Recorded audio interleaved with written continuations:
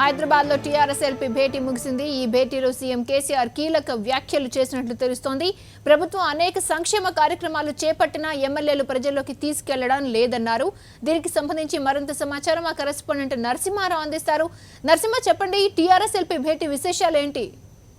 క్రాంతి 2 గంటల పాటు ఈ సమావేశం జరిగింది. ముఖ్యంగా ఎజెండా మాత్రం రానున్న జిహెచ్ఎంసీ ఎన్నికల్లో ఏ రకంగా పనిచేయాలి, జిహెచ్ఎంసీ ఎన్నికల్లో విజయం కోసం ఏ రకమైన చర్యలు తీసుకోవాలనే అంశంపైనే ప్రధానంగా చర్చ జరిగింది. అయితే గతంలో ఏ ప్రభుత్వం చేయనటువంటి అభివృద్ధి సంక్షేమ పథకాలు చేపడుతున్నప్పటికీ వాటిని ప్రజల్లోకి మాత్రం ఆశించిన స్థాయిలో తీసుకెళ్లటం లేదు.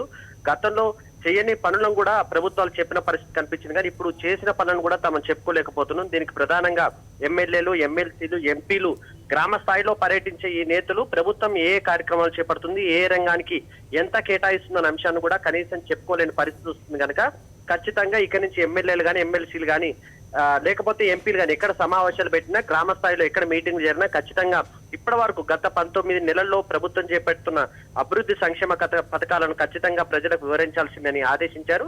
ఈ రకంగా చేస్తూ పోతే ఇది మంచి పద్ధతి కాదు. ఎందుకంటే గతంలో ఎక్స్పీరియన్స్ ని ఒకటి కేసీఆర్ చెప్తున్నారు. గతంలో ఎన్టీ రామారావు కూడా అనేక సంక్షేమ పథకాలు ప్రవేశపెట్టినప్పటికీ ప్రజల్లోకి తీసుకెళ్లకపోవడం వల్ల ఆయన ఓటమి చేసి చూశారు. కనుక అలాంటి పరిస్థితి రాకుండా ఉండాలంటే ప్రభుత్వం చేపట్టిన సంక్షేమ పథకాలను ఖచ్చితంగా ప్రజలకు వివరించాల్సిందని చెప్పారు. ఇక జిహెచ్ఎంసీ ఎన్నికల విషయానికి వస్తే అత్యంత ప్రతిష్టాత్మకంగా ఎన్నికలను తీసుకుంటున్నారు. ముఖ్యంగా తెలంగాణ వచ్చిన తర్వాత తొలిసారిగా జరుగుతున్న మేయర్ ఎలక్షన్స్ ఏ రకంగానే కైవసం చేసుకోవాలనే లక్ష్యంతో డివిజన్ కి ఒక 150 డివిజన్లకు సంబంధించి డివిజన్ కి ఒక ఎమ్మెల్యేలను, ఎమ్మెల్సీలను, ఎంపీలను కూడా ఇన్ఛార్జీలుగా నియమిస్తున్నారు. ఇక నియోజకవర్గాలు, అసెంబ్లీ నియోజకవర్గాలకు సంబంధించి మంత్రులను ఇన్ఛార్జీలుగా నియమించారు.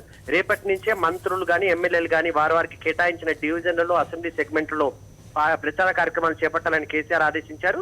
స్వయంగా కేసీఆర్ కూడా 5 నుంచి 10 మీటింగ్లు గ్రేటర్ హైదరాబాద్ లో పాల్గొనే అవకాశం ఉంది. క్రాంతి.